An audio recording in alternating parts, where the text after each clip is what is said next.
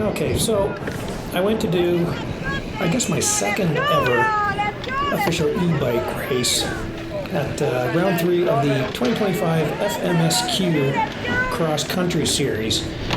Interestingly, it came to Ontario last weekend, all the way to Gopher Dunes. Normally it spends most of its time in the Quebec province, of course. It's actually going to go out to New Brunswick as well. So anyway, kind of a funny story. I thought I saw that there was an e-bike race at this event. We had a week off from the Canadian Triple Crown series, and I only live an hour from Gopher Dunes. So I thought, you know what, let me see if I can maybe, see if I can come up with a bike. I don't ride an e-bike, and anybody who knows me, I do cycle a lot, but I don't want to say I'm anti-e-bike, but I kind of am, considering I live in Ontario, and the hills are few and far between, and what we do have aren't very big. So yes, I get it. If you live in Quebec and you're getting lots of downhill, you live in BC, Alberta, and that kind of thing, I can see the need for an e-bike, but I'm still quite skeptical. That was Emily just handing me a drink, and I think I dropped it on that lap. Well, it was the last lap. I wasn't able to grab it. But anyway, so I thought, okay, I'll give Derek Schuster a call since he's hosting the race. I thought, hey, Derek, any chance you have an extra electric assist bike? And he says, no, I don't, but I do have a dirt bike you can ride for the Enduro on Sunday. And I'm like, oh, no.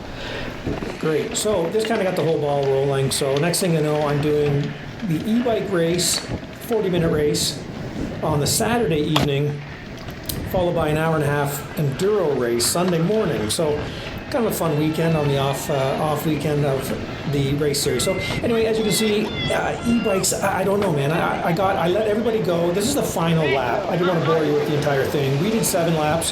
First 2 guys in our age group did 8 laps. So I cycle a lot, so I'm like, okay, I'll let everybody go. I'm going to start out last. I'll just blast out here, go blasting by everybody. It's going to be out here on the trails. It's quite wide, blah, blah, blah. Well, so I go out last. I get in here, and it's uncut, fresh tracks, single track on grass and stuff like that. So there's really not many chances to pass someone. Plus, these things max out at 32 kilometers an hour or something, right? So we all end up going the same pace. So it just drove me insane. So I started out last. I pretty much ended up last. I didn't end up last, actually. I ended up 7th in my age group, 15th overall out of I don't know how many people, 40 people maybe or something. But I found it quite frustrating, I have to admit. But I got behind these guys. These 2 guys ahead of me are in my age group. And I just got behind. I didn't know what to do. I'm like, we're all going the same speed. We're just cruising around here. So I really kind of longed for my normal Scott Spark out there, non-electric assist. But as you can see, it definitely benefits. Coming out of corners and things like that, obviously you get the power to the pedals, and all of a sudden the bike does take off. But most of this stuff, I think I could pedal quicker without the electric. I think I'd be going over the speed. Like a lot of this stuff in here, it's just tough. Where it was a benefit, of course, was some of the tight corners where you're braking and then you're on the pedals, and obviously you get the instant speed and everything. But but I borrowed a bike from Matthias Sports out of Quebec, so huge thanks to those guys. They were nice to set me up with a nice new Gas ECC4, kind of a top-of-the-line electric assist bike, so I can't complain about the bike. It was amazing, and like I say, in the mountains, I think I'd love it. But this is the last lap, so I'm out here chasing these guys down. As much as I could. And I was thinking, what can I do? Can I outbrake them, just kind of smash into? Basically, it doesn't come down to bicycle fitness, because I wasn't tired during the race. My legs weren't sore the next day. I wasn't breathing very hard. It was just came down to bike skills and stuff like that, which, I mean, I guess I don't ride this kind of stuff enough, and I certainly don't ride an e-bike ever. So I found that a bit tricky. I put my clipless pedals in there too, my snap-in, my clip-ins.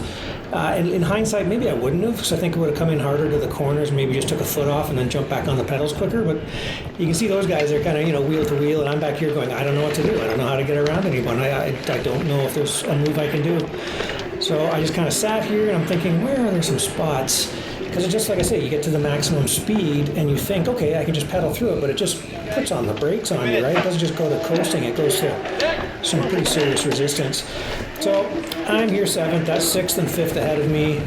We're only doing, the first place guy in our age group was averaging 5:31 per lap, and I was averaging 5:42. So I was 10 seconds off. Like I say, I think that's down to the start. I probably should have gone for the start. I started on the outside. I didn't put the start in here, but I started way on the right, out of everybody's way, because I hadn't done any of this stuff before. So now we're coming up to almost the last section here. So I'm coming around here, and on the previous lap, I had seen that the guys were getting the checkered flag, so I knew this was our checkered flag lap. So I knew I had to try something here. So I'm coming in this week, but this is part of the track that actually was in the enduro course as well.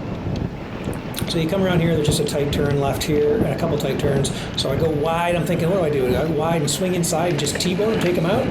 So I went in here, and then again, I'm in the clip pedals in, so I couldn't get them. So then one last try. I'm here. Okay, this is the final straightaway before the tight 180, and I'm pedaling, and the bike just shuts you down. You can't go any faster. So I'm like, oh, what do I try here? Well, maybe I'll try an inside move on it. But this guy goes sliding in here. He goes in hot. He knew I was coming. So anyway, we came up pretty close. That's where we ended up, 5th, 6th, and 7th in the age group there, plus 40. So a lot of fun. Great time doing it. Thank you very much to FMSQ for letting me do this weekend. Thanks to Matthias Sports. Thanks to Gas. Thanks to Derek and Gopher Dunes.